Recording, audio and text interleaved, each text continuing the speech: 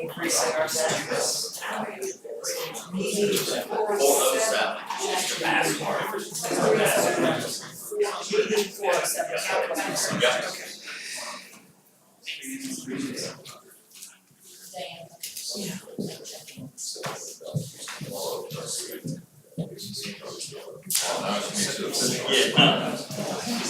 If we can get started, everyone,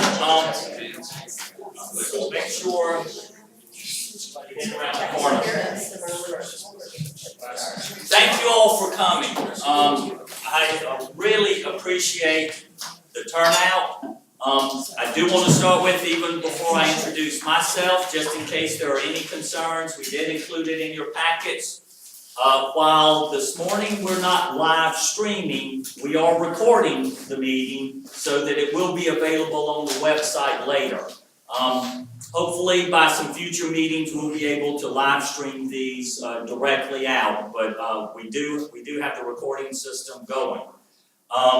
Again, thank you for the wonderful turnout. To be able to get the recording, to be able to see the screen, we're kind of limited in our number of seating capacity here. And I was counting on at least more people being absent so I'd have a seat. And until Miss Booker gets here, at least I have a chair for a while. So this is a great, great problem to have. For those that I don't know, I'm Chip Boyles, the Executive Director for the Thomas Jefferson Planning District Commission and the Charlottesville-Albemarle Metropolitan Planning Organization, the transportation arm for the PDC. I'll go through and give kind of a quick history of the PDC and how we're related to the regional housing effort. And but first, if we could go around the room and just have everybody introduce themselves, and then I'll get started on kind of some organizational things. I will plan to lead this meeting until we can get a person elected or volunteered in to lead the future meetings. But you're saddled with me today. My apologies. With that, if I could, Christine Jacobs, who is the housing coordinator for the PDC, get her to get started with introductions. I'm Christine Jacobs, and I am here from the Planning District Commission as the housing coordinator. I'm Jeff Wade. I'm here at the representing workforce development. Side job is I work for Walmart. My name is Christopher Brennan, builder representative. My company is Bramante Homes. I'm Greg Powell, Powell Studio Architects, also past chair of Cadre and chair of UOI in Charlottesville. I'm Dan Rosenzweig. I'm here representing the Charlottesville Albemarle Affordable Housing Coalition, and I also work for Habitat for Humanity, and I'm on PAC, Housing Advisory Committee in the city. Sunshine Maython with the Piedmont Housing Alliance, also here representing Chalk and Housing Advisory Committee as well. I'm Brandon Collins. I'm a citizen of Charlottesville. I also work for the Public Housing Association. Good morning, Colette Sheehy, with the University of Virginia. My name is Jesse Rutherford, Board of Supervisor in Nelson County, but also serve on Virginia Manufactured Modular Housing Association, so what I enjoy it the most, affordable housing. Diantha McKeel, Albemarle County Board of Supervisors, but I think I'm really here because of the original transit partnership. So transit is at the table. Good morning all, I'm Heather Hill. I'm a Charlottesville City Councilor and also the Council Plan Representative on the Housing Advisory Committee. Good morning, Ned Galloway, Albemarle County Board of Supervisors, I'm the board appointee to this body. Chip Orles again with the PDC. Bob Abiak, Board of Supervisors, Louisa County. Keith Smith, I'm representing the Thomas Jefferson Planning District Commission today. Good morning, my name is Peter Holman, I'm financial lender representative, representing University of Virginia Community Credit Union. Chris Henry, I run Stony Point Design Build, we're a local real estate development company. I'm Anthony Hara, I'm the director for Thomas Jefferson Area Coalition for the Homeless, also here on behalf of CHOP. Jacquetta Murray Key, but everybody can just call me G. I am from Banner by Banner District Planning Commission. Okay. What we will be doing, while I think you saw in your packets that we will, at our meetings, have a place for public comment. We'll likely hold that for the end, this being our very first meeting, we have a lot to cover. Having no previous meetings, hopefully there's not a lot of public comment about the previous work that we have. But if we are on time or ahead of time, I would love to have the comment to be able to have the public to be able to comment at the end of the meeting. So we'll hold that off until then and then look at time permitting. As I mentioned, the Planning District Commission in spring of 2017, at the request of one of our commissioners, Keith Smith, who is a citizen member from Fluvanna, we began a discussion of the need to look at housing, especially affordable housing, but really all housing on a regional basis. A lot of work had been going on with the city of Charlottesville and a housing needs analysis that they were undertaking, and it became evident that housing is a much bigger driver or a much bigger need to look at on a regional basis. So after meeting with quite a number of cross-sector stakeholders after the spring of 2017, our commission voted to make this a program priority for the Planning District Commission. We identify every year what our priority areas are. While we are a regional governmental agency, we do not have any set funding mechanisms. So when we identify a priority, we then have to go find funding to help support the staff time to work on that. Our commission made housing a number one priority for us to pursue. In January of 2018, the commission funded and we were able to hire Christine as a part-time housing coordinator for us, though we're lucky enough to have her as a full-time employee by contracting her out half-time as the first executive director for the Thomas Jefferson Community Land Trust.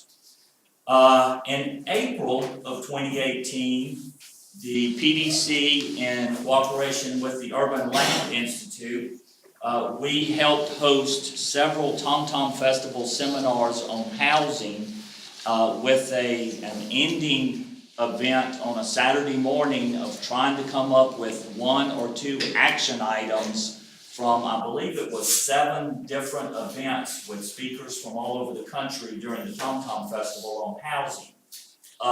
The end result and recommendation from that Saturday morning work session was following a model that the PDC has called a regional transit partnership, where we have a number of stakeholders who pursue regional transit improvements for our area.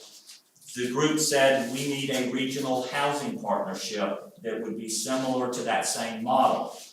So we began working on that, and in September of 2018, our commission approved a operational framework that would move this regional housing partnership forward. January 2019, we're at our first meeting. Within the framework, it identifies a number of positions that are by office or by partners, so that we have representatives from the nonprofit housing development sector, the financial lending sector, private development sector, transportation sector, and so forth.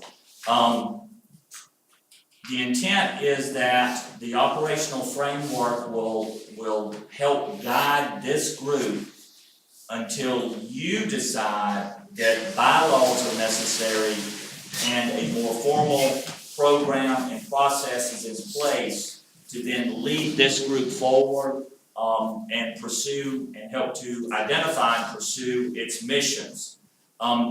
Until that time, I've been a part of probably too many different startup groups. It seems like there's always a real lag time between organizing and starting to produce something. We did not want that to happen with this group. From this meeting, and hopefully you'll see with the agenda, you will be hitting the ground running because we have some immediate tasks and some things that have already been almost completed for you by this time, and those we'll get into in more detail later. But we have already got a draft of a regional housing data analysis that will show you some preliminary numbers a little bit later, and this group will be the group to help push that forward and to help guide that into getting the entire document out. We have also been very, very lucky in finding through the Virginia Housing Development Authority a $100,000 grant that will help us to take that needs analysis data and create a regional housing strategies plan over the next 12 months. Again, this group will be that steering committee, that guiding principles committee to help push that effort forward as well.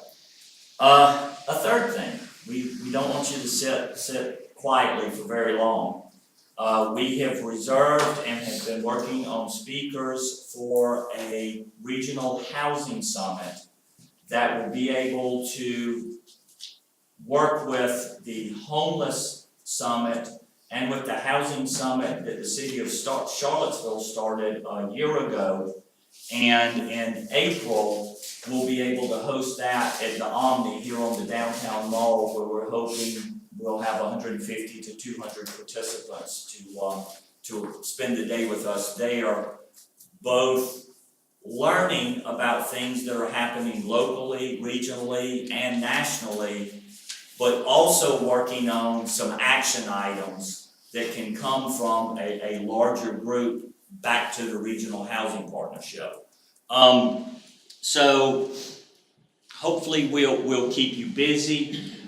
We do have in the operational framework that until those bylaws and formal organizational structure is in place, we'll operate by the framework, and the group that will be really carrying the heavy load of water will be an executive committee.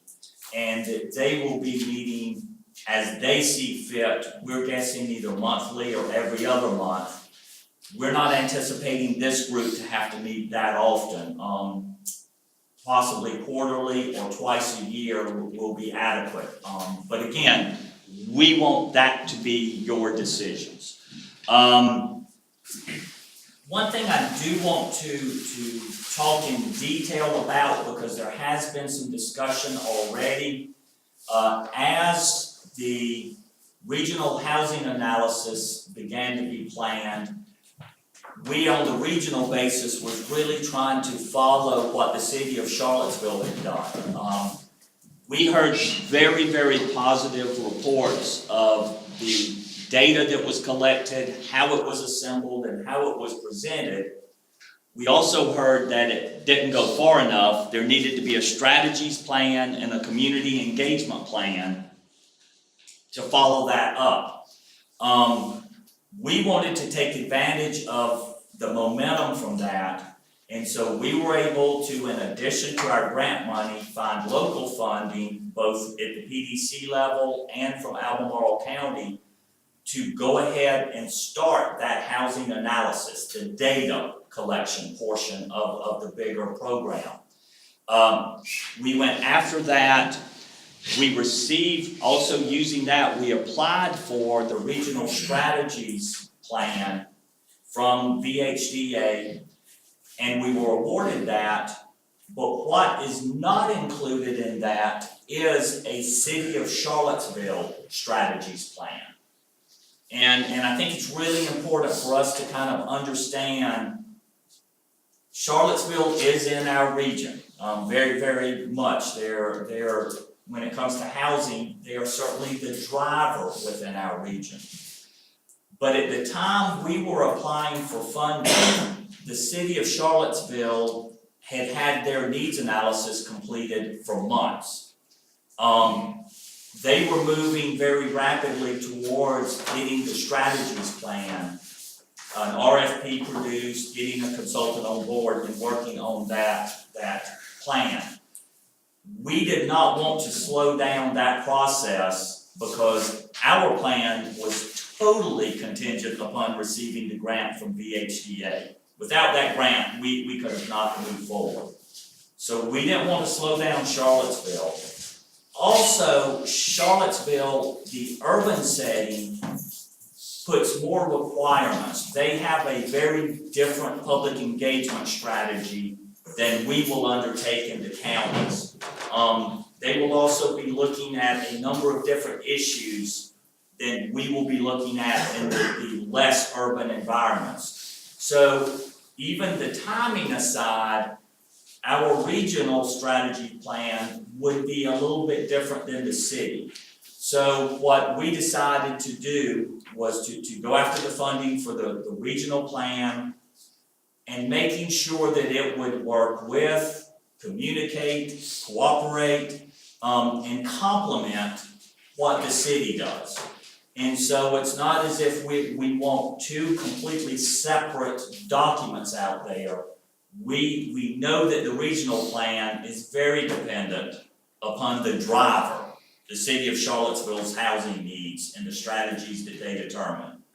But we, with our program and with our plan, we could not accommodate those increased needs and demands from the process of the City of Charlottesville. And a lot of it is just the community engagement.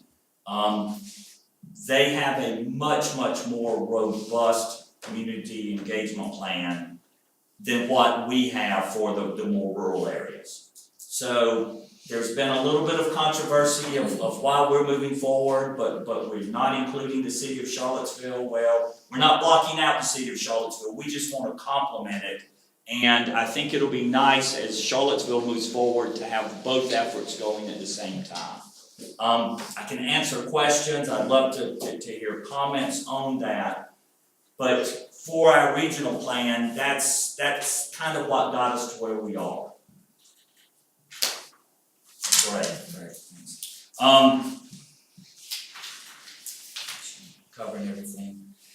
The other thing I will end with for this body and before we start getting into the actual agenda items is we anticipate this being a permanent body of the Planning District Commission. We don't see this as, I mentioned earlier, we made this a program priority for staff. We don't anticipate that this is the type of thing that we'll have a housing summit, we'll get the report out, we'll hand it over to all of the stakeholders, and then we'll go on to the next thing. We fully anticipate that this partnership will be a permanent entity of the Planning District Commission, unless it should grow to something bigger. The Planning District Commission has been here just short of 50 years. And during that time, similar efforts just like this has led to the Homeless Coalition. It has led to JONS. It has led to JABA. It led to the Central Virginia Partnership for Economic Development. So sometimes committees like this grow even bigger and become an entity of their own. I don't know that that's the case here, but it gives a good example of the permanency that we're taking with this particular group. It would be wonderful to think, okay, we do have end goal of having no housing problems in the region at some point, I'm not quite willing to go there yet, so. I think that you all should know that this group has the commitment from the Planning District Commission, so. With that. You and I have talked about, I've brought this up with you before, when I think about other partnerships that exist, I just think it's important that we recognize that this is all part of a system, and obviously Diane is here because transportation is a big part of that, so the more that we can kind of synergize some of the efforts that are going on, I mean, transportation and housing have to go hand in hand.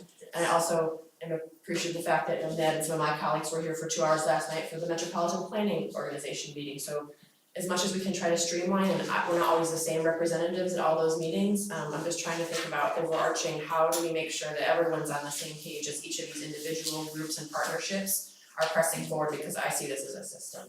Yes, that's it. And that is most definitely our goal. I think if I heard two themes in your discussion of this has to be kind of a well-oiled machine because you only have so much time and you have to get the biggest bang for your buck of the time. One of the things to help with that is why we've kind of put into the framework that this bigger group should not meet that regularly.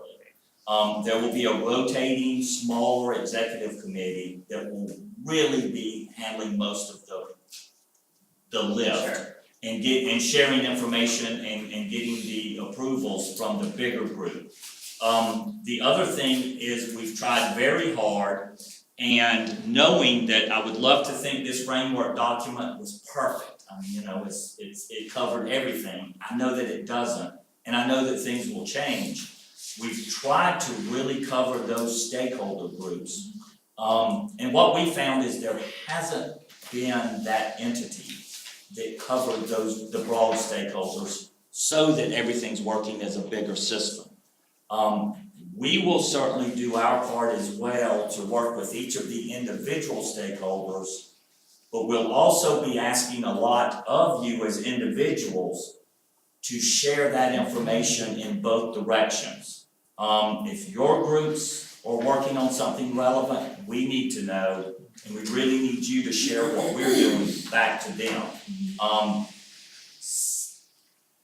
say that with emphasis because sometimes that does not happen. We're not good at that as a council, We're not either. We have a hard time getting our own commissioners that are appointed by an elected body to go back to that elected body and say what we're doing.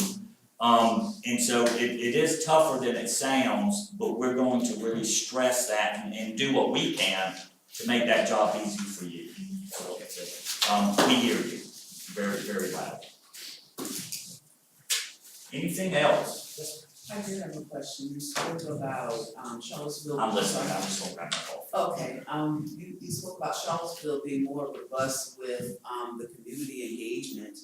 But from a rural standpoint, what would you say is the reason why, from the rural perspective, that hasn't been? Is it because of the lack of some groups such as this to speak about that, or everyone just assume that there's a plan in place, there's a policy in place, and there are folks that are appointed or elected to take care of this situation? I think it's exactly the latter, is that in the more rural areas, because of the lack of density, it's not a burning issue. And I think that citizens are expecting the elected officials, the planning commissions, that these are addressed in the comp plans and other planning documents. But unfortunately, what we found in our research is that is not always happening in every jurisdiction. There is one jurisdiction within the general area here that they have not updated their housing element of their comp plan since 2002. Which says to me there hasn't been a burning issue from the citizens to address that. And it's much easier just to go, okay, let's update the last one and change a few words and keep it the same. We hope to, and I don't want to make it sound like we're going to slight the rural areas and the counties with community engagement. Because we plan to do probably more than what's been occurring with the comp plans, but it still won't be at the level. Charlottesville does a lot of neighborhood-based community engagement. Well, it's okay for one jurisdiction, but if we tried to do 12 meetings for every county, and we can't do one more for one county than another, community engagement is where the money is spent in doing a plan. Collecting data, it's easy. You can do that sitting at a desk. It's putting together a community engagement plan. So we're trying to get the biggest bang for our buck, do what's necessary at the county levels. We will also have the ability that any individual county that says, you know, we like the direction this is going, we would like for you to do an additional 4 more engagements within our area. We can negotiate that with them and help that happen. Does that help? Yes, Okay. because one of the things that I see, and I talk about in just from a rural perspective, coming from a city, moving to a rural area, is that a lot of people don't understand planning. So you can't, the folks at this table are clear about what that process looks like. The engagement, in my perspective, is lacking because folks just presume that buildings just go up, that monies just come out, so they don't feel that there's a need to participate and engage in those sorts of things. So for me, I'm hoping that we look at how we solicit the engagement, because you consistently have the same folks at the table. And so those folks, not necessarily having an agenda, but they understand putting things in their parts and pieces. But primarily for me, and it may be something separate of this unit, there has to be a training mechanism that is a webinar, that is something that people can go on their phones and look at what is planning. And when we talk about where a home can't go because of zoning and all of these issues, people are more clear and they don't feel like you're just saying no because it's them. And that's what a lot of these groups run into consistently, that it looks a certain way when it may not be. And sometimes folks take a hard hit from a negativity that may not be there, but we have to do the groundwork for the educational piece. And you know, just to tell me I'm gonna teach you about planning, that doesn't seem inviting. You know, hey, we're thinking about putting all up, we really have to address how we can engage those folks. You know, whether it's the students at the middle school and high school level or at the elementary level, talking to those teachers and having an assignment for the kids to take home for the parents to do with them, so that now parents can start understanding what's happening. Because people are working 3 and 4 jobs. Most of us are working, we left a job to come here. And so I'm hoping that maybe not this group, but between all of those groups within the system, that Ms. Heather talked about, that we can find a way to have an educational piece that not only clears it up for the public, but for folks around this table, because we know our part, but we don't necessarily understand the role for the other people. Those are wonderful comments and comments that go way beyond the housing component. We live that, especially in our transportation planning roles. I would recommend, Keith is one of our commissioners with the PDC, as is Jesse, and sure everybody else that's here. And Bob, I've got 3 of my commissioners here, would love to have this conversation on a broader scale.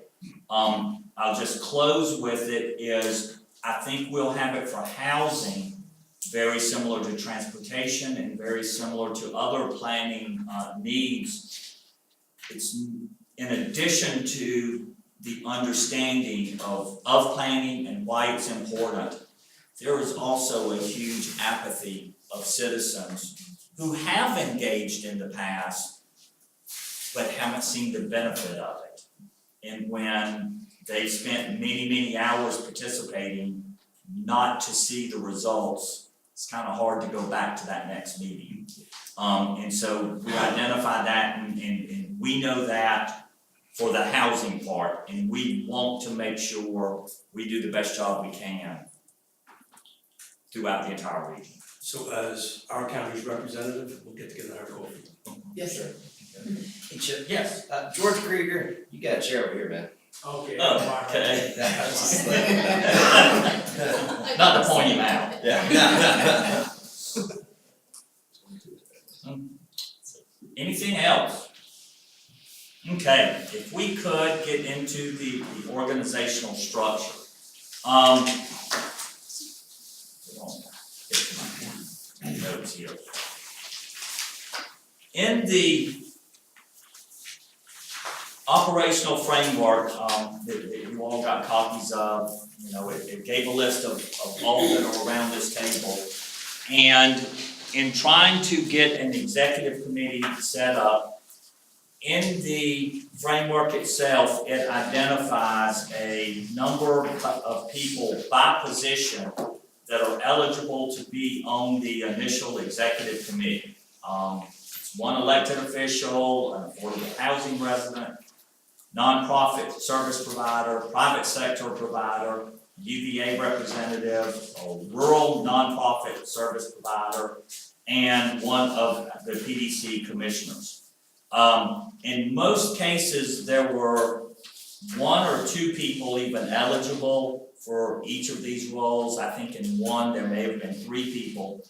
We asked each of those if they were interested in serving, and we did come up with a slate of recommended officers for the executive committee that will help to lead us until we can get a set of bylaws established. In your packet, that list is there.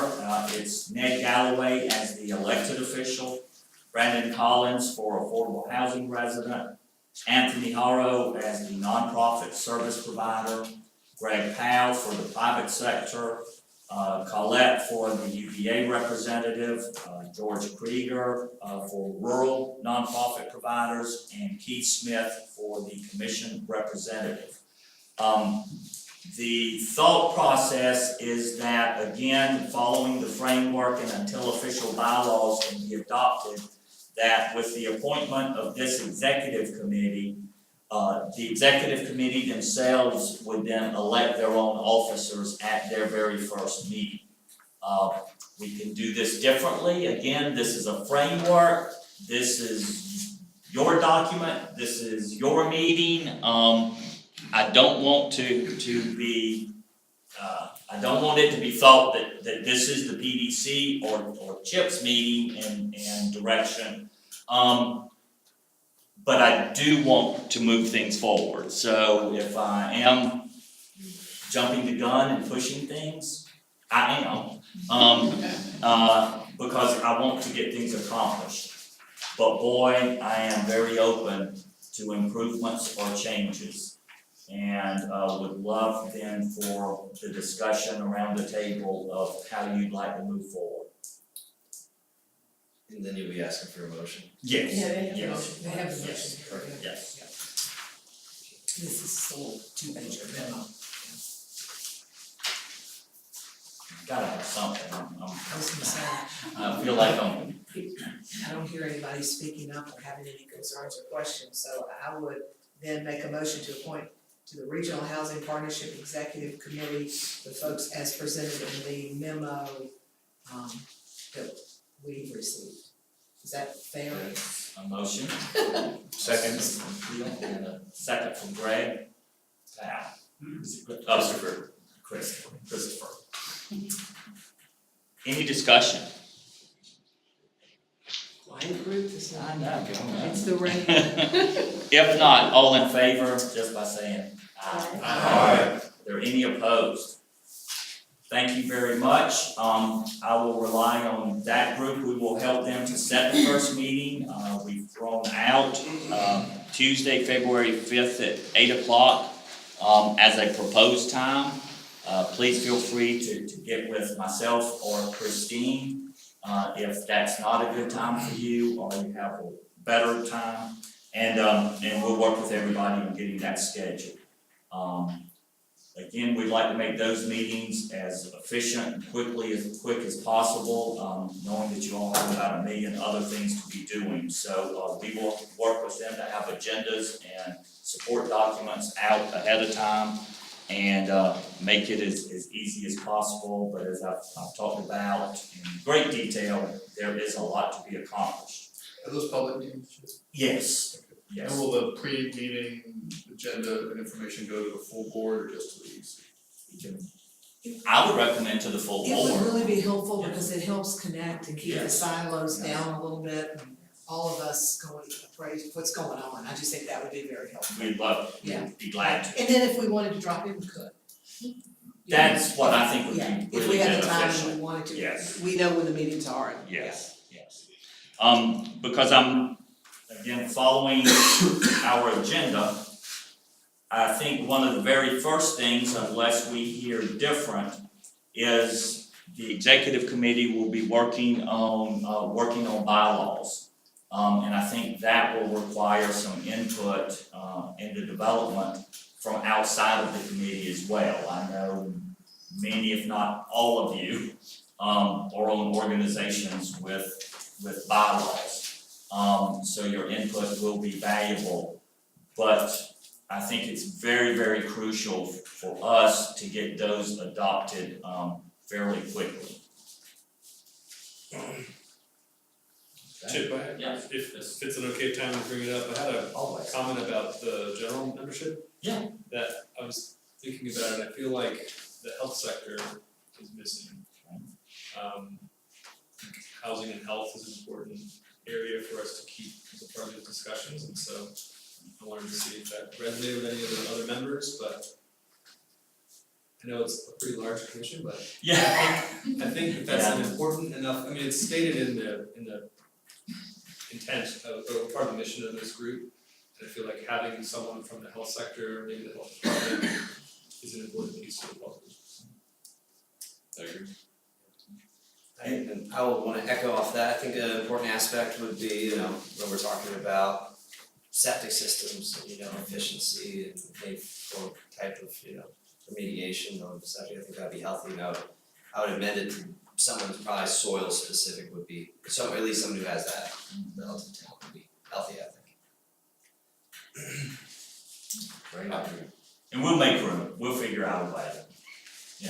Cool, alright, thank you. You don't need a motion for that or anything right now? No. Okay, sounds good.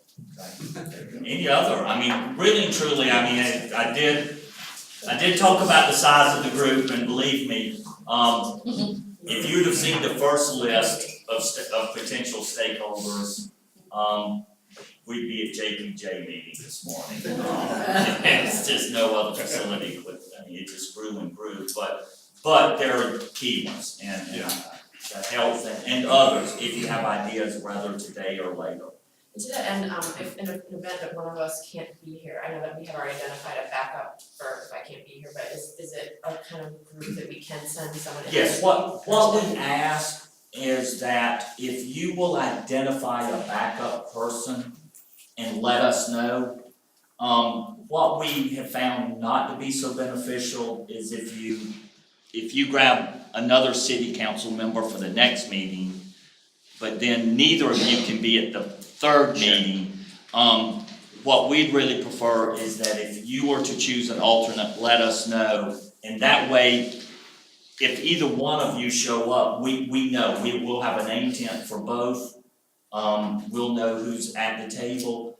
The other thing we have had is when we've had members of committees who couldn't make it, they asked somebody to go in their stead, and so they sat down. Well, we didn't really know that occurred. Yeah. So, that's the only thing we asked. Yeah, I'm fine with it, Yes. if you've already identified a backup, and neither one of us could come, I would just reach out to Yeah. like my Albemarle County counterparts. Yes, I'm glad you brought that up because that's I mean, we I just thought we were the only definitely ones want- that had identified, so I wanted to just Yes, make sure for everyone was clear. So that's something you're looking for everybody. if you'd like, I mean, it's your choice, but you know, we'd be more than happy to have name tents for your alternates ready just in case. I just thought that the dates were set for the year, so I think we all can look at our Right. calendars, and if we know we're all fine for the year, I just know I personally in July, that meeting date is not gonna work, so I know at least one time someone not gonna come to my place. Is this, the appointment of this person, is that going back to our area, or that's us specifically identifying Great somebody? question. Because I don't wanna be out of order in the process of doing that, but, you know, getting even fresh ideas for implementation. Sure. Great question. We leave it to each jurisdiction or appointing body. We don't wanna have to tell Fluvanna County how they do their appointments. What we will do is just rely on you as a member here, that you handled it for your agency or for your jurisdiction. We're gonna go with whoever you tell us. We aren't gonna go back to the county and somebody else and say, hey, here is the alternate. Because the city of Charlottesville may require that alternate to be appointed by the city council, while Louisa County may leave it up to the member here just to find somebody. So that is solely in your hands, and whoever appointed you.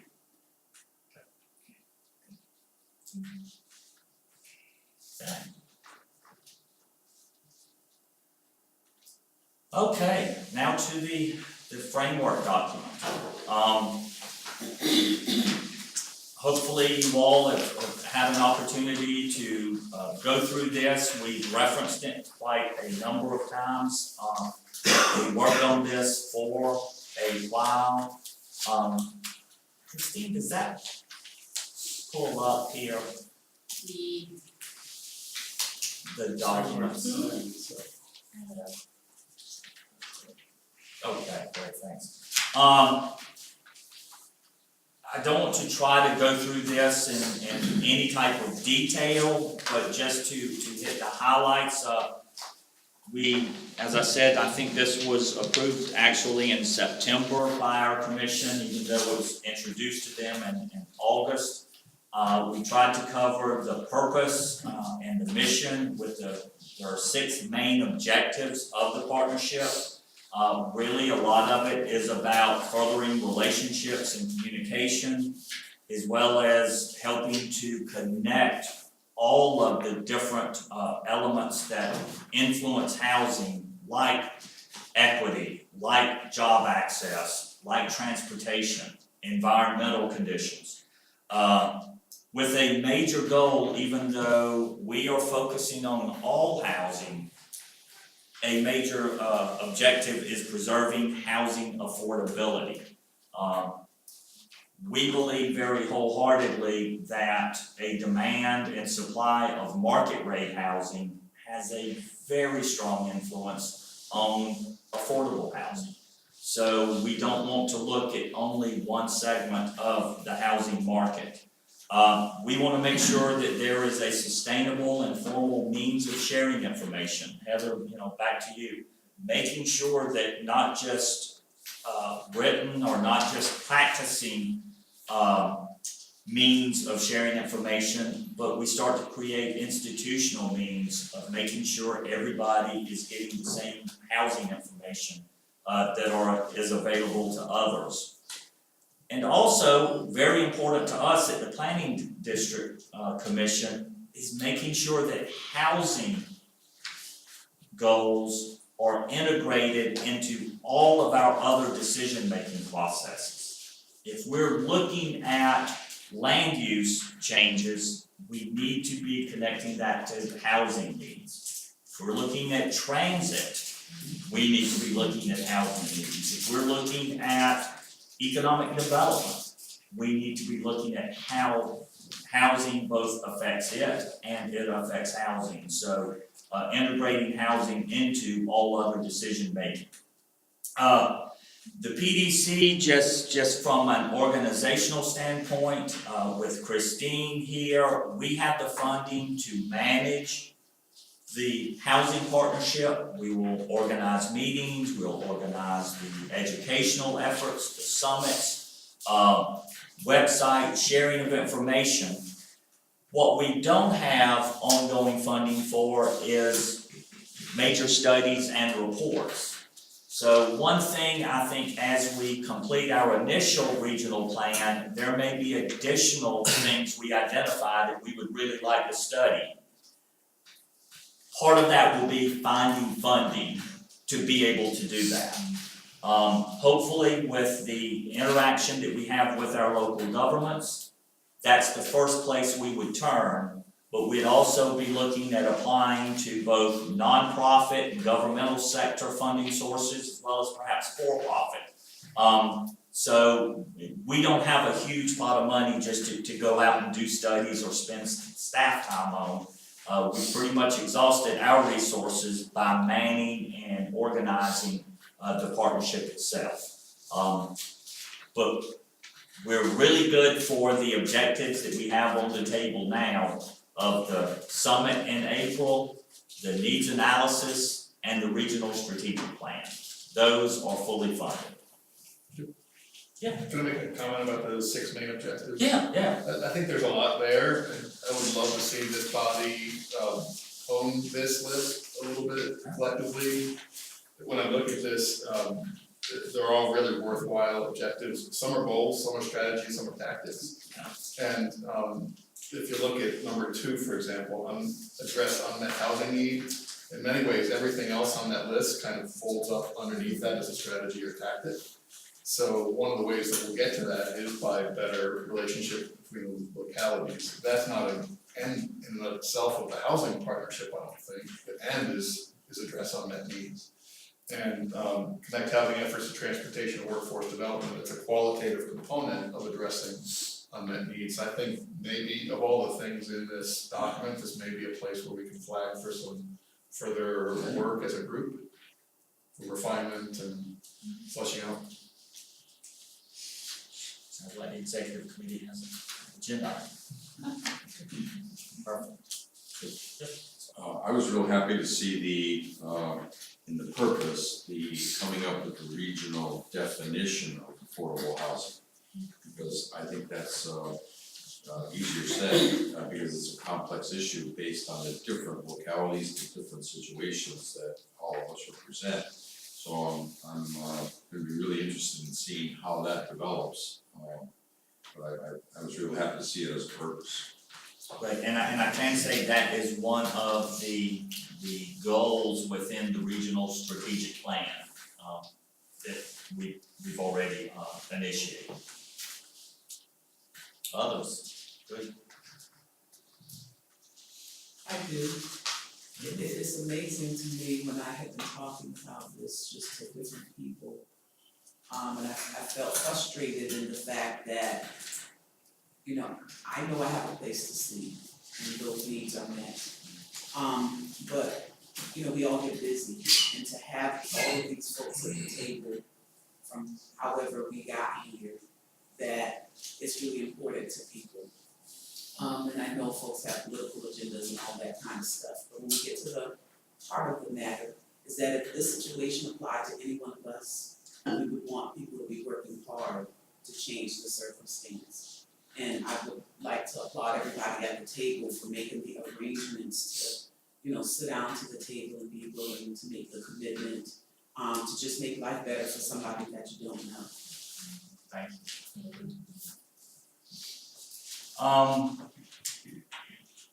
Again, I think we've already started the process as to the stakeholders and the members, but if you think of somebody after the meeting, please bring it up. We'll put it on the agenda for the executive committee to come back to you at your next meeting. We're certainly wanting to make sure that we have everybody who needs to be at the table or a representative of a group of those people to be here. Very, very important.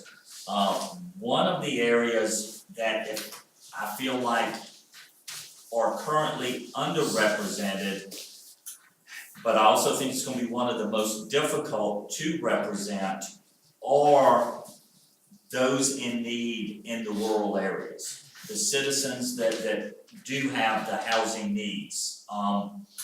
It's not easy to be interested, it's not easy to come to meetings, there are a lot of obstacles to participate. That is one area I really ask help in being able to have the best representation we can provide. We have struggled with that, I'll say it up front. It's not easy. So, I just throw that out for folks to ponder. And as well, not just the voting members, but also making sure that advisory members, having the people in the audience that are here that can really provide the support and give each of us as individuals also direction as to how their sector can either help or influence what we're trying to accomplish. So we welcome your thoughts there from the advisory capacity. Again, I think from meeting schedules, we're looking at quarterly, where our next meeting would be during that April summit. We would carve out an area and a time just for this group to meet and cover whatever they can, trying to narrow down those days that we have to ask you to leave your day-to-day activities. So that will be coming up then in April, and we'll begin to hopefully hold meetings in quarterly. Oh, okay.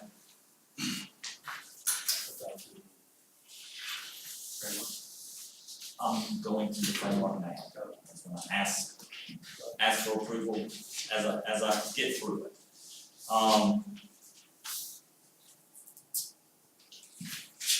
We've got also kind of closing out the framework document is the work that we've already completed, and a couple of the items I've mentioned earlier that we still have yet to do. But hopefully if you look through the number of tasks, a lot of work has already gone into getting us to where we are today. With that, that's the framework document. Appreciate the suggestions that have already been made. Would love to hear any others that you may have. And to follow that up with, then we would be hoping for a recommendation to adopt this framework until a set of bylaws are established. Make a motion to approve the framework. Second. I've got a motion from Mr. Babiak and a second from Ms. McKeel. Any other discussions, comments? Is there any comments? I hesitate to approve anything where I think there's, the objectives of the body are pretty important for the body, and I hesitate to approve something that not everybody's comfortable with or has a chance to chime in on those objectives. So, it's hard to operate without some kind of operational structure, but, could we amend the motion to pass that out for a broader discussion, or hash that out now? And I did that with my question as well, is how can we handle that these objectives are kind of in flux into Dan's comments. And ultimately will be reflected by something that we all support in the bylaws, but in the interim, I just think it is important, whatever motion that I want to support, that it does reflect it. There is some modification that will be happening to the main objectives. So we'll be having a further discussion about this particular. Yeah. I'll such a please. I think one question in my mind is, unless I'm wrong, I think what I heard, Dan, and maybe it's Ben echo here. Is that, is that the spirit of the objective is in the right trajectory.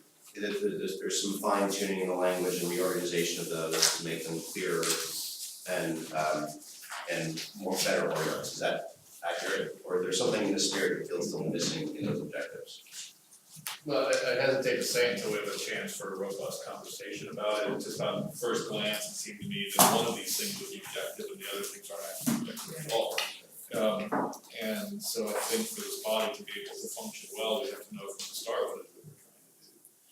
what it is that we're trying to accomplish. And so if we really are, if there's equal weight given to furthering the relationship between localities as there is to addressing unmet housing needs, that's a very different body than one that's focused on meeting unmet housing needs, and to get there, it's gonna do a number of these different things. And so even, addressing unmet housing needs is, there's a lot of discussion that can go around that. What does that mean? Does that mean creating a full ladder of opportunity? Does that mean lining it up with data that we have from stakeholders? Does that mean lining it up with comprehensive plans? I just think that this is the meat of what we're trying to do. And so this doesn't actually feel to me like a framework. This, like part of the framework, this is almost as if, this is almost a sort of recital to a framework. And so I was looking through this and trying to figure out which of these items are framework items and which of these items are something other than that. So it seems to me like the operational framework, such as creating executive committee, having these as voting members, those things seem really ready to go forward now. Some of this other stuff probably wants to be pulled out because it's not really a framework element. So I don't know what we do with that, whether we pass it provisionally, whether we can punt on it. Chip, I'd leave that to you to.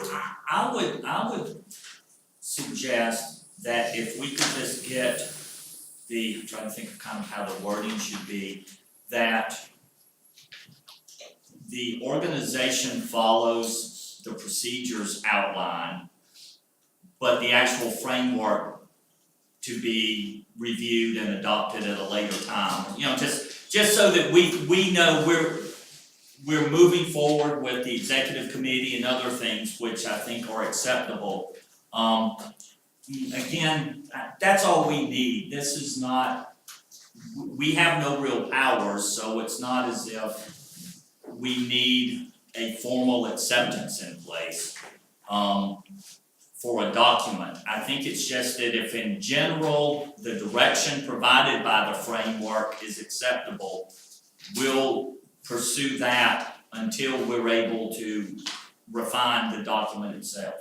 Does that make sense? And the document does state this framework is a starting point Yes. for us to It build, does. and it's intended to be revised as necessary. Yeah. So if we approve that, it's built right in, and Right. this body's gonna take it over and make it what we need to make it. So it's kind of built in that that's gonna be the case. If we want a game plan of how we're gonna do that, that I think was what the executive committee is gonna have to. Yeah, no, I don't wanna hold things up. I'm merely stating that some of these things seem like framework out things. I'm ready to say, yeah, the operational framework stuff, I have no problem with that. The other stuff that's not within the realm of I would almost refer this to the executive committee to say, pull out the operational details and let the executive committee vote on, basically charge them with voting on the operational details. And anything that's not operational in nature here, pull out and put on a work plan or flag for something that we're gonna do. So the one thing that I noticed was the objectives. There might be other stuff in here too. But I don't have any objections whatsoever to the stuff that's operational in nature. So we probably need to take back our motions and our second and revise that motion just to sort of reflect a little bit more what the discussion is, don't you think? Chip, I think we'd be open to, does that work? Yeah.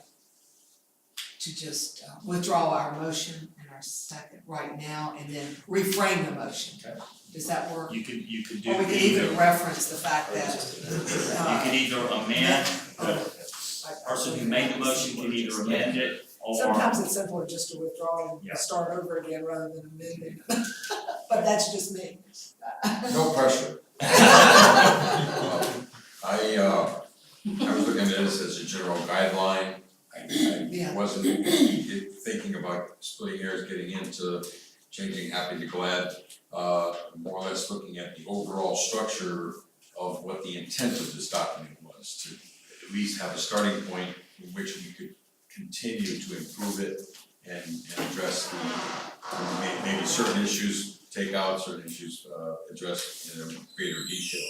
So I would take back my motion and rephrase the motion that I would I would recommend the approval of the document with the knowledge that it needs further work to be completed or addressed by the executive committee. Does that work for you all? Does that work for everybody? Second? Yeah, For me, the concern for me with different committees is all of this going back and forth and getting so convoluted that the goal gets lost. And people in the audience don't know what's going on, and even people at the table. And for me, I like the basic setup to know the direction that we're going. And for me, not trying to be out of order, I would just prefer that, we know where we're going, we have an executive committee that, will help guide us through this. And let's move forward, and through those conversations and the additional people that may or may not be added to this voting committee, we can just move forward. Because just in my mind, we take a lot of time, some of the committees going back and forth on some of this stuff, when we still have the same goal and we never get there. We needed another 30 more minutes. And then we can, look at all that wording, but just so we can get started, for me, is to be able to move forward with what we have, and the executive committee tell us. Chip, would it be possible to kind of solicit input from the larger committee, the committees here, on the document electronically, and then have the executive committee kind of sort through that and try to refine it? And I would say that the motion made by Mr. Babcock would allow that. Yes. So that would mean that people really need to think about it and provide that input if the executive committee is gonna meet on the 5th of February. Yes. And we would be sending that input probably directly to Chip. To Chip, Yes. Yeah. We'll get it to the executive committee. Just to clarify one last point, the executive committee is an open meeting, Yes. so theoretically all of us would be here anyways. Yes. And we're gonna we will be receiving, all of us, the information of when the meetings are and the packets and the agendas. I do not just, I think it's so important because the question has come up about the open meeting. We want this process to be as transparent as possible. I cannot really think of any discussions at this point that we would be having that shouldn't be as transparent as possible. So I can't imagine that we're gonna have any opportunities, though they may arise, where the public and all are invited. Okay, any other discussion? So we have a motion. We have a motion and a second then, that, it's a recommendation for approval with further refinement, by the executive committee. All in favor? Aye. Any opposed? Thank you. Tyler. Chip, can I ask a procedural question? Can either the larger body or the executive committee vote electronically, or does it all have to be at a meeting? It hasn't been decided, at the PDC level, we err for it to be in person. Because with public bodies, there's a certain procedure that starts to get somewhat cumbersome. And we take the position it should be at a meeting and not electronic.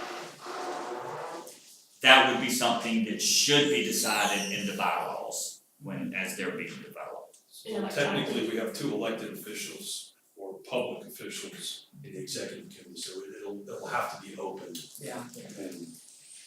But the executive committee can act on behalf of the larger group on any business at all, I think that's a bylaws. That's bylaws, yes. I mean, at this point, they will be until we get those bylaws in place, yes. But my assumption obviously is that we bring everything back to this Yes. board, so, Yes. yes. Did I hear that there was already an executive committee scheduled? February fifth, February 5th. 8 or 9.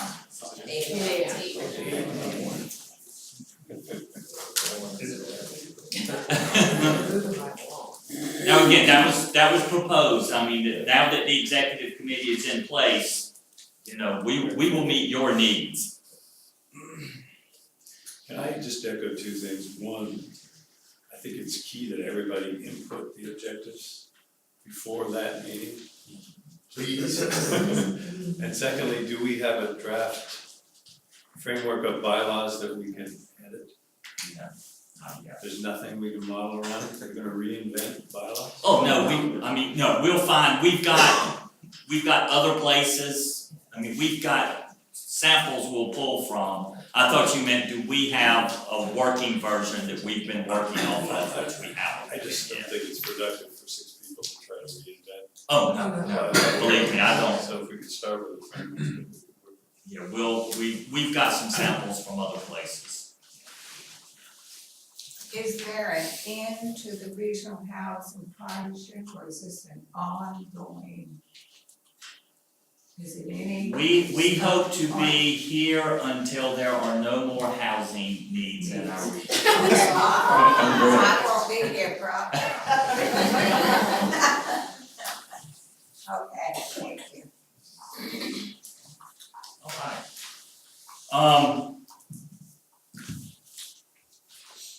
I will ask Christine if she'll just kind of briefly run over Housing Summit. We definitely want to be out of here by 10:30, I think the agenda has it. So we are a little bit behind schedule, but not much. The goal is to identify educational topics. We wanna take in requests and recommendations from this group. We have a framework set up, and we are looking for people that are interested in serving on a committee to help pull this summit together. Like Chip said, we already have some funding, we've applied for others, and we have some speakers that have agreed, and we would like ideas on others. So if you look at the outline, the first half of the day will be related to homeless needs, and the second half of the day will be more general housing needs. Doing a very quick version, because I know you all have it in front of you, I don't wanna read it to you.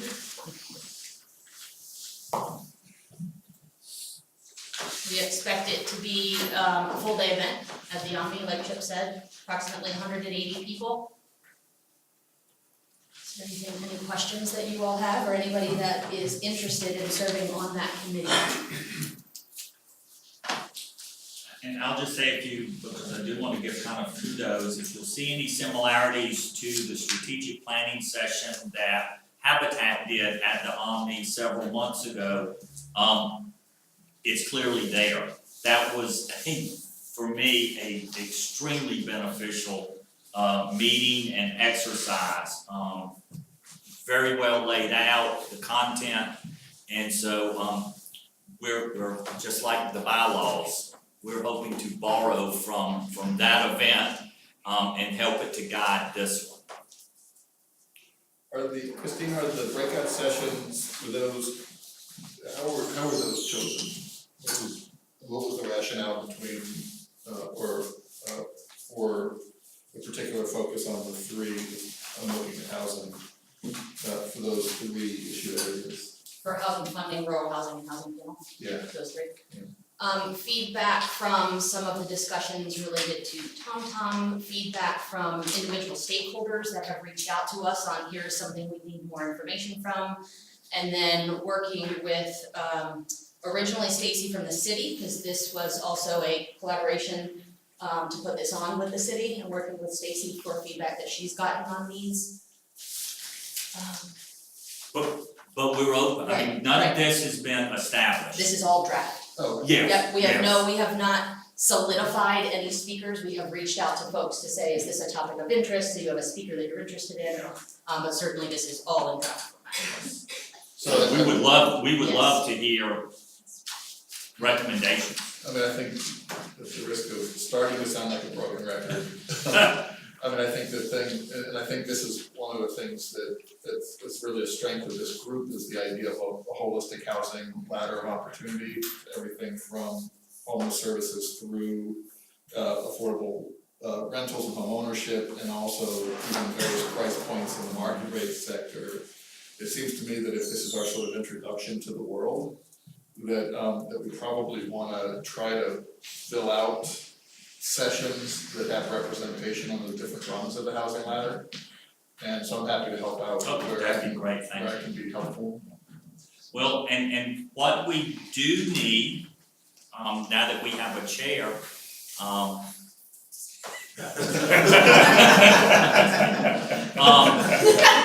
any other volunteers. I retract my. I'll teach you. No, what we do need is any volunteers who would love to work on the summit with us. As I said, to find a date and, even the best laid plans, I mean, I went to Christine, we spent, a month kind of helping to organize this. Stacy has been crucial in her help with it. To find a date to work with the Omni, and after a month or 6 weeks of talking about this, and we sent the reservations in, sent our money into the Omni, said, ooh, that's Good Friday.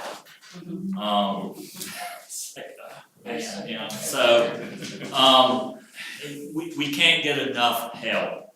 If anyone would like to volunteer to be on the planning committee for this summit, we would appreciate it. Well, I'd like to kind of echo the request, as somebody here that ultimately is a decision maker, as some of the other electeds are in their own jurisdiction, this is an opportunity for me to be surrounded by those who have the expertise on this issue. And this is going to be a full-on day event where I'm going to get a chance to be really immersed in it and learning different things.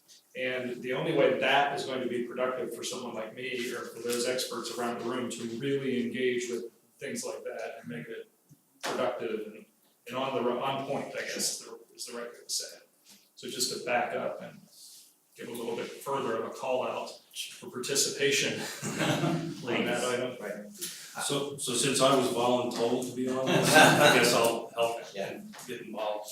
And I'd like to echo, I think I would enjoy participating in that.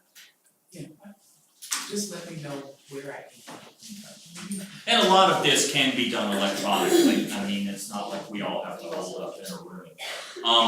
One of the first things I will be asking from the planning committee, I have the hardest time, and I fully accept how important it is to share information and to learn things.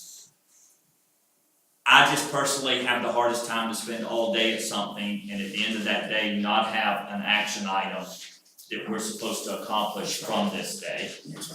So that will be my first question to the planning committee is that something that we want to incorporate into this event, and how do we do that?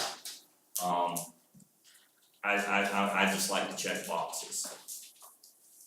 I agree, people are gonna come to this event, wanna know, okay, we did all this and it felt great.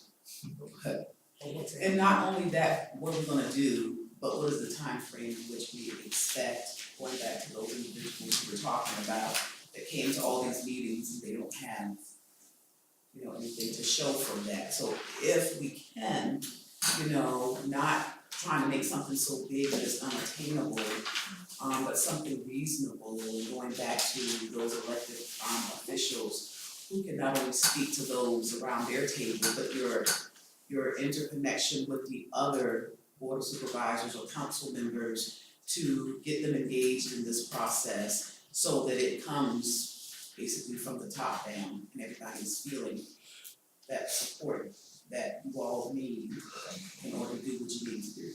Thank you. And to that end, like, the participants, like, what is the outreach plan and what, because you're saying there's 180, and so I'm trying to understand, what does that participation look like? Like how,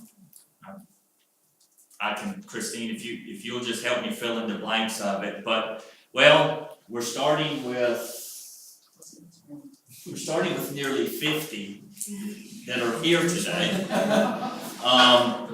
So this would be, there has to be somewhat of a targeted approach, but there obviously not there gonna- is, but It's while it's targeted, what we've been planning so far is that while there would be a small fee to attend, we also wanna make scholarships because we think it's very, very important Yeah. to have citizens there. Yes, absolutely.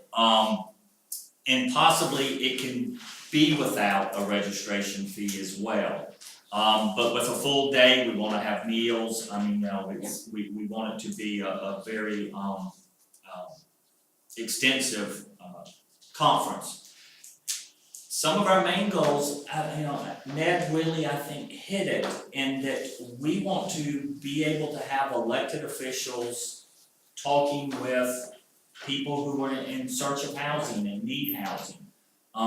We want people to get a good understanding of homelessness, so to have the people there, so getting the elected officials, all of the elected officials will be invited from the entire region. So right there, that's 36 people. Planning commission members to come from the jurisdictions, and that's another 36 people. Department heads from the jurisdictions as well. All of our housing stakeholders, both private, nonprofit, I have a little bit of concern that 180, 200 people will be limiting. I just like wondering if we're gonna carve out, because I would like us to get, for every jurisdiction, we do have a citizen set of representatives that are Yes. there. And we maybe task it with each of us to go work with our connections to get those slots filled, and we can figure out how we pay for those Right. registration fees. But I do think that's really important, but I think it has to be a little bit organized. Yes. Otherwise, with all these stakeholders mentioning, those spots can go, so I think we should kind of allocate and decide what that number is of people that we wanna reach out to our citizen Definitely. population. Thank you. And that's where this planning committee is gonna be so crucial. Anything else? Just a question about the date, and I'm sure it's probably already set, but we have this happening in April, and then we have a regional housing study that you guys have been working on being published in June, and then we wouldn't have another housing summit to talk about it for 10 months. It seems, I don't know if that was thought about when you were picking the date or not. I actually think that this study will be closer to December. Okay, Cause because it said June. It did, yeah, in the original, I think the framework document. We didn't get approval from VHDA until about 3 months after we thought we would. So that will be pushed out further, I believe, that study. Now, the Can I get clarification? Are you asking about the regional needs assessment? Yes. The analysis, or are you talking about the plan, the strategies plan? I'm talking about task, number, it's one of the tasks in your timeline. Task number 9, coordinate regional housing needs assessment That's from not, September 18th, Okay. June 19th. But it sounds like it's a moot point, because we're not But- just missing an opportunity to actually have that roll into a very significant housing summit, 'cause it- Now, the needs analysis for the region will be done by the summit. Actually, I think we've already scheduled Anita to present at, At the who's the summit. consultant at the summit, the Okay. data. That's right.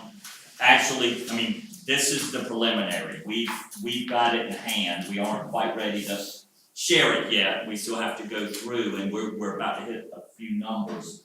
But that will be able to be available at the summit So to the discuss. community outreach is still, that's what's. That's what will take the additional work. Qualitative aspects. Yes. and so maybe an action item around that study, or some of that data would be a That'd call to action. be an agenda item, I would think. On this summit. provided? Yes. I would think. Yes. You would think that'd be an agenda item Yes, for the summit. we've already coordinated with the consultant who developed the needs analysis to present at the summit. Okay, so that's included here. Sunshine? So just to be clear, Christine, in terms of the needs assessment, if I understood it, the original goal was to have it by the end of December. That got pushed for any number of reasons. So, and you have a draft form, what's the date goal at this point for public, laying it out there? We would like for you to help us decide. As I said, we've got the draft, it could be as soon as, 30, 45, there's Yeah. numbers in there that are highlighted to be, like, we have to go through and verify numbers before we put it out, but I would say 30, 45 days at the most. yeah. Like, we're really Most. close. So a month of work still to do on it, for basically vetting. Yes. Yeah, basically just going back through numbers, yeah, but she's collected all of the data and the analysis is all in there. So mid to late February. Does that help with? Very helpful, thanks. And as soon as we have a copy, we plan to get it out to everybody. We're not holding it for reasons of like, we have the golden ticket, you know, Right. like we plan to give it to everybody. And we would welcome your input if there is a need for sooner than later, we can try to push that up. Yeah. There's certainly nothing in it we're trying to. It would seem like the data's available, why not? Release it as soon as possible. Christine, are you planning on doing a quick overview of some of like the big arc in a moment? Yep. That might help inform whether we Yep. think we need it sooner or later. Let's go to. And I'll just say, I wanna make sure that members here have a chance to provide their vetting to some members, because I know for the homelessness section, I really appreciate that. It was really busy, I know I just got that back to you, but that stuff is really important, and I even have more things that have popped up after that I wanna make sure are included, so I wanna make sure other members have a chance to see some. So if you looking for the big numbers now? Yep, that's it. So these are some of the preliminary numbers that we've gotten. As I've mentioned before, we use the consultants, Partners for Economic Solutions. I think many of you around the table just know it as Anita Morrison. Anita completed the work for the same framework data for the city of Charlottesville. From everything we found out, that was very, very well received, and so not only did that help us to select her, we went through an RFP process, but also she was able to offer a price because so much of the data for our region had already been collected for the Charlottesville report.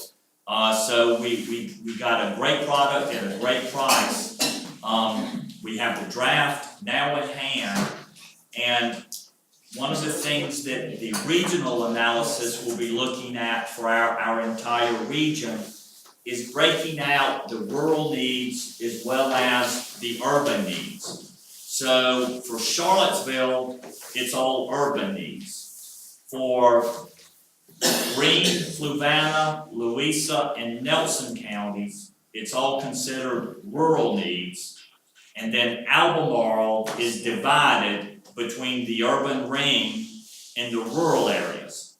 And because of breaking Albemarle out differently, it took a little bit more work, and that's, give kudos to Albemarle County who stepped up to the plate, and they helped fund half of this particular report because of that additional work for Albemarle County. But thank you, it's critical for us. It is, Yeah. and it's very critical to look at it both ways, is what we found. Back to definitions, you have to select some type of universal definition, and so what we were looking at and what Anita looked at was affordability as household spending more than 30% of their income for their housing needs, and we broke out those households spending more than half of their household incomes. We took a special look at replacement of public housing and Section 8 funded housing. Also homelessness, with families and individuals. And especially, in the rural areas where homelessness really is more of people doubling up and living in, not the best of circumstances. Or quadrupling up. Well, yeah, so doubling doesn't do it justice in many cases. We attended a planning session and a meeting with Anthony where he brought in a number of rural housing providers and from planning departments of the jurisdictions. And just were able to learn, homelessness is very different as you move away from the urban center. You have people living in what are essentially abandoned homes on properties, not paying rent, but they're living just to be able to have a roof. They are living in structures that aren't meant for living anymore. So it looks very, very differently, and that's what we're trying to also address with this data. And then just the substandard units, and estimated based on lack of things like plumbing fixtures and other household infrastructure. Some of the numbers, so for 2018 in the urban area, again, that's the urban ring of Albemarle and the city of Charlottesville. Almost 10,000 renter households are paying more than 30% of their income, and over 4,000 are paying more than half for rental units. In the rural area where it's very, very different, where you don't have the density, 2,000 renters are paying more than 30%, and almost 1,000 are paying half. And what the report will get into to be able to show percentages, so you'll see the population of the rural area, you'll see the population of the urban area, and you'll be able to compare what the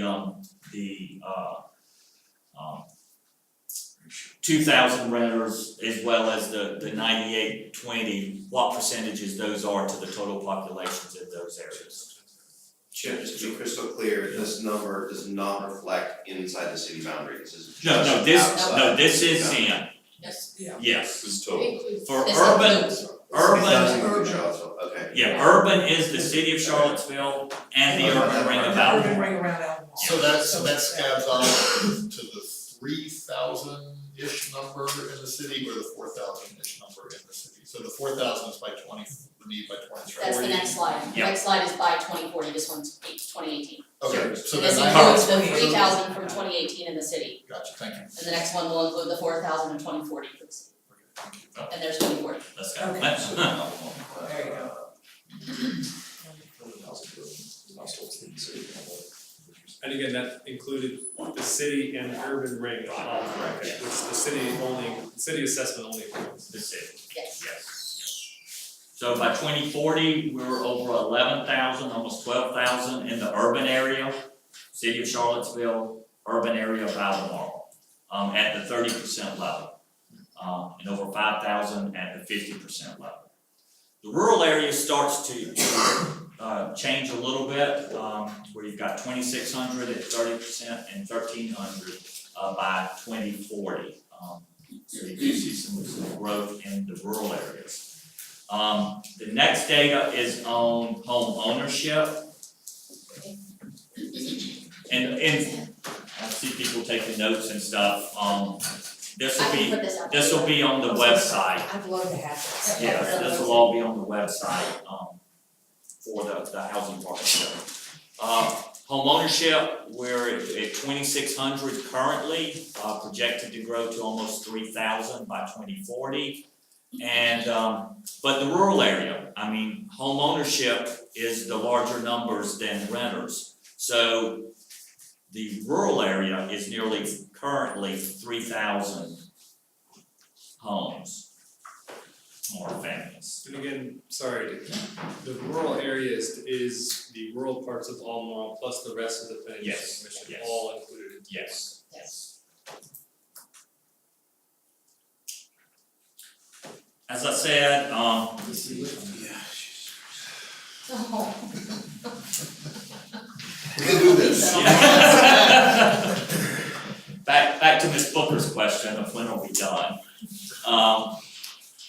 This is the draft report, I'm looking, I think it's 90 pages of data. So we've just given you about, 2 slides of all of that. Can you give me a quick example of what one of those households who currently owns, who needs an affordable unit or financial assistance? Does that mean basically they're having trouble paying their mortgage? And you It's know the that same because idea, that could be paying 50% or more on their more of mortgage, their income, okay. that are cost burdens within their homes. And I think it's a really important distinction, because that was one of the first things that got lost a little bit when the city housing needs assessment got issued, is that there was identified 3,318 units needed, and the needed language called it units.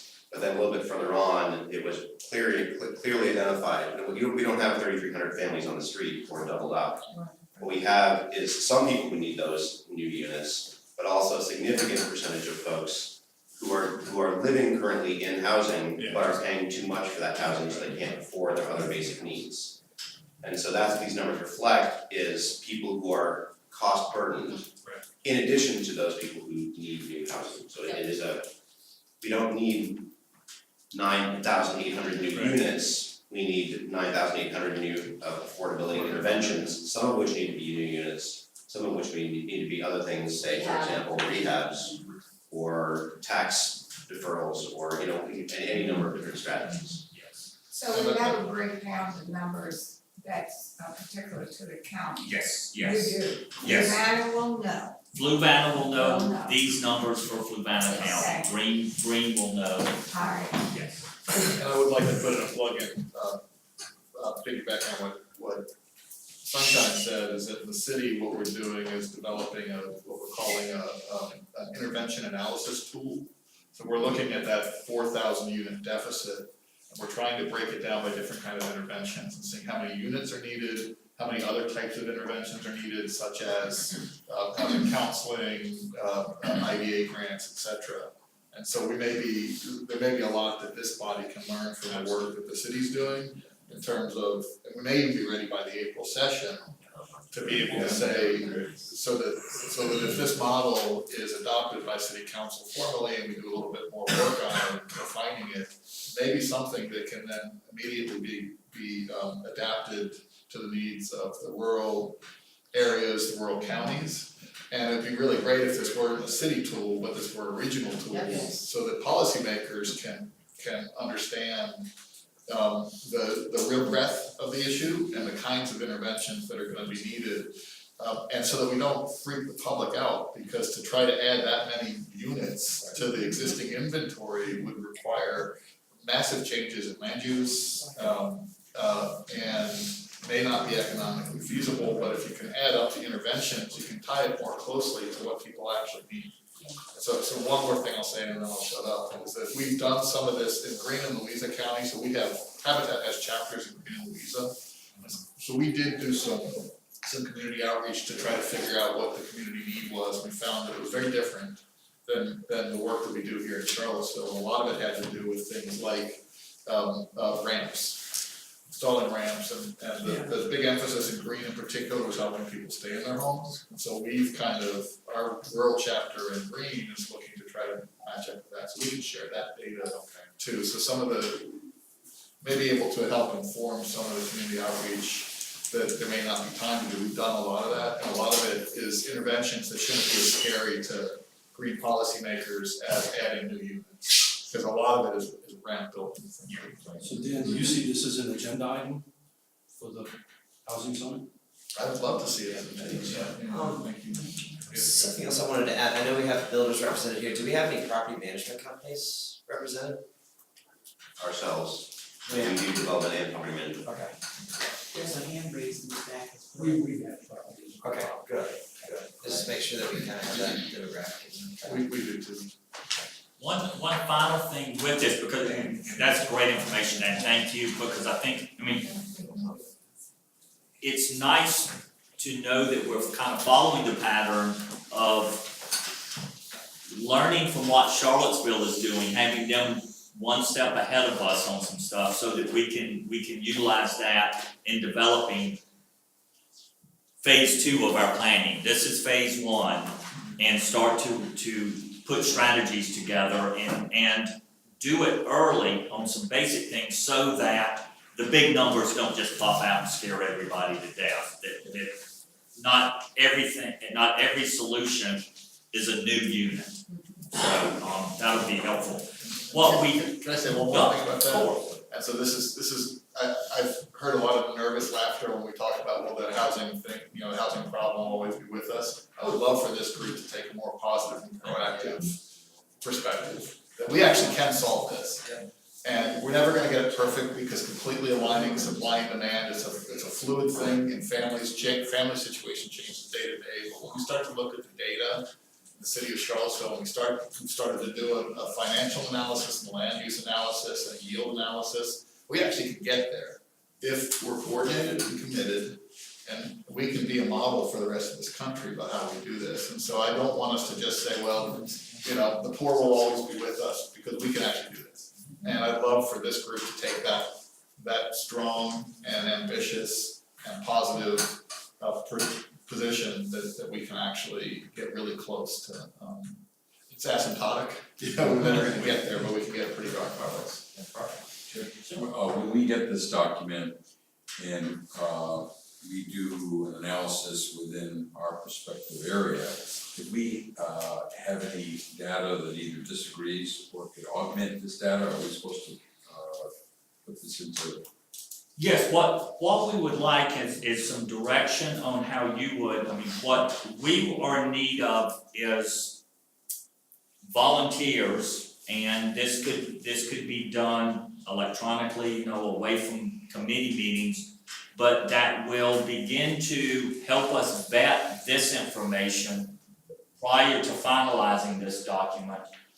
And what I'd like to do is have that same group then start to work on phase 2 and help to give direction of the rest of the plan after this is finalized. Which is the community engagement part. Well, it's community engagement, it's the strategic planning, it is one of the other deliverables from the grant funding that we got of the process, is that we will have a template housing chapter for every jurisdiction other than Charlottesville. Charlottesville has theirs, they meet all the state requirements and they've updated theirs recently. But for the counties, we will have a template chapter that their planning commissions can consider. It's at the local level, we can't force it, but that we'll consider, so yes, that's that portion of it. Yes, I hate to beat the dead horse, but I think something that kind of just struck me that as I was just studying on this, something that we are kind of missing in property management, I think you guys are awesome, you guys are in the public sector or nonprofit. Nonprofit. I think the majority of affordable housing is being provided by for-profit property management companies. I mean, I know with my property management company alone, I've produced multiple dwellings in rural housing. I think that, especially in the urban setting, would be very powerful to have that 400 or 500 unit property manager who's for-profit.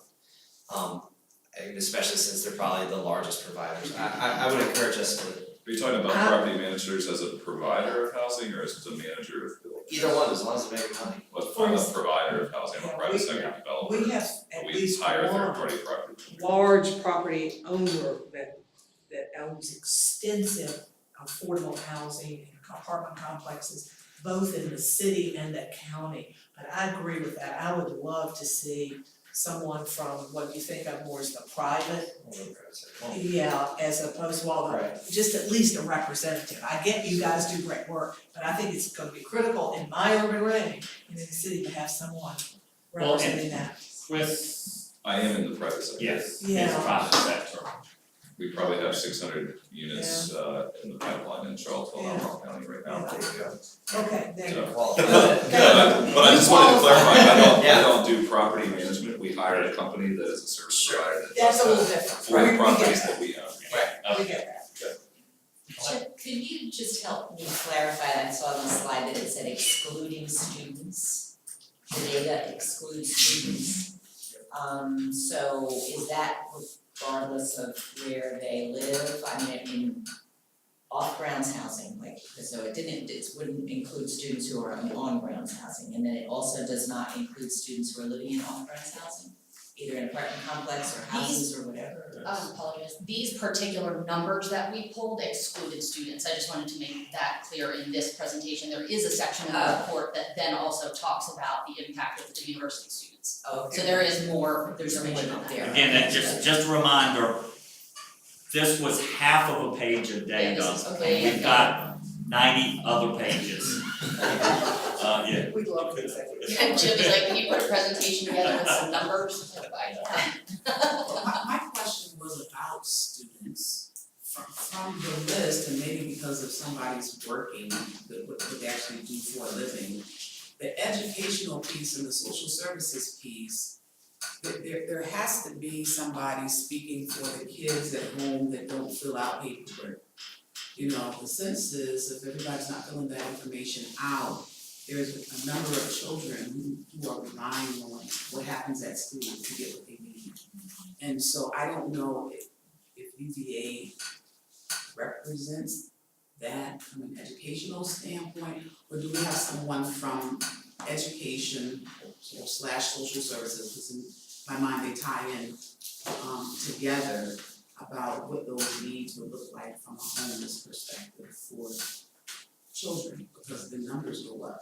Are you, I'm sorry, are you talking university or are you talking school age children? I was talking school age children, but I didn't know if UVA from an education standpoint was representing that, I didn't know. There are numbers in the report where the consultant had got numbers from the school districts on students that report as being, or families that report as being homeless that don't show up necessarily in homeless statistics. Okay, but then for this body, for the representation of that voice for those people, or even those students that are in school who had to leave school, I don't know, but I think in education, social service, maybe it's one person, I don't know. And I would also maybe comment that to keep in mind, as we start doing the community outreach for what I'm gonna call phase 2,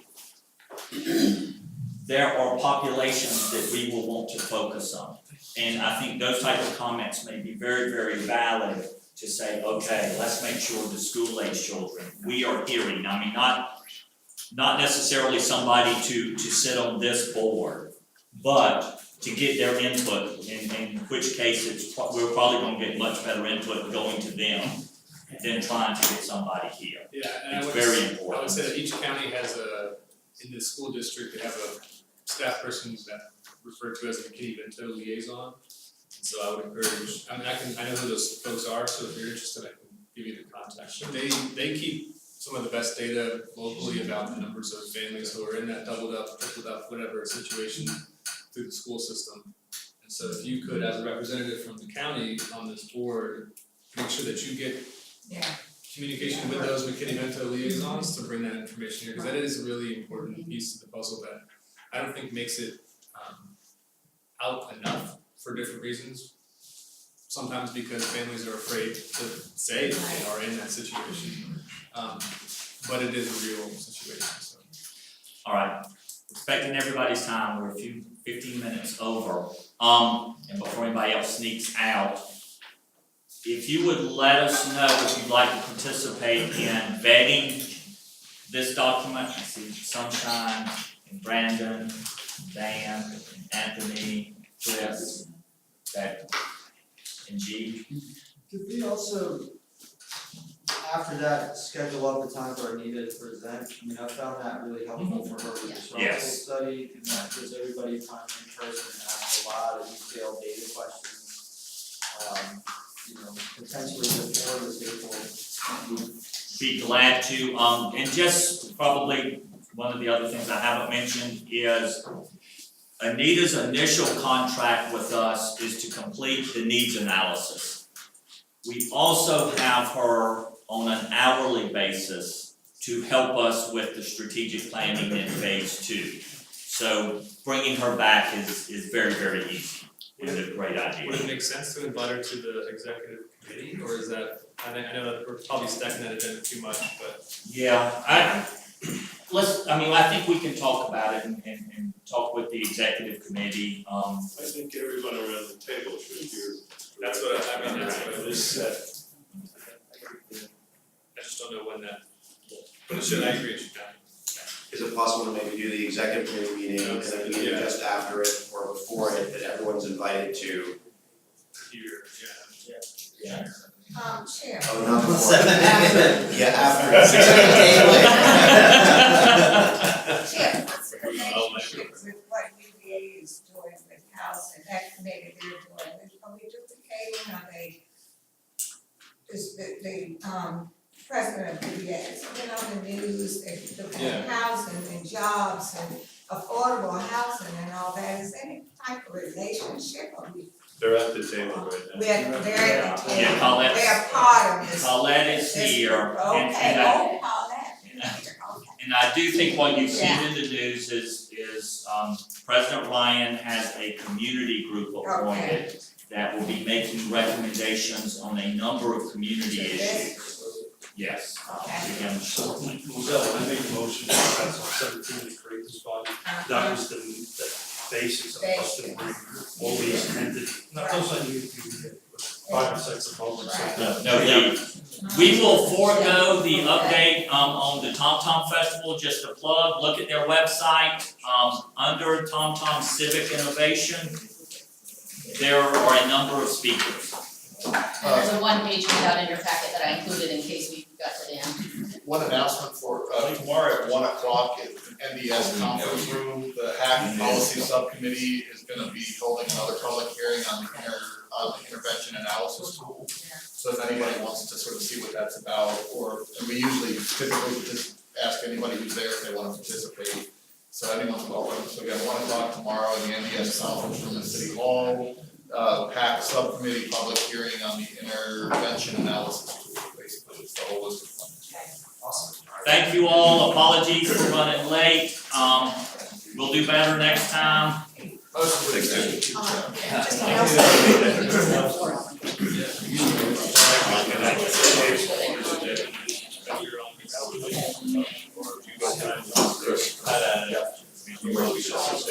Is there only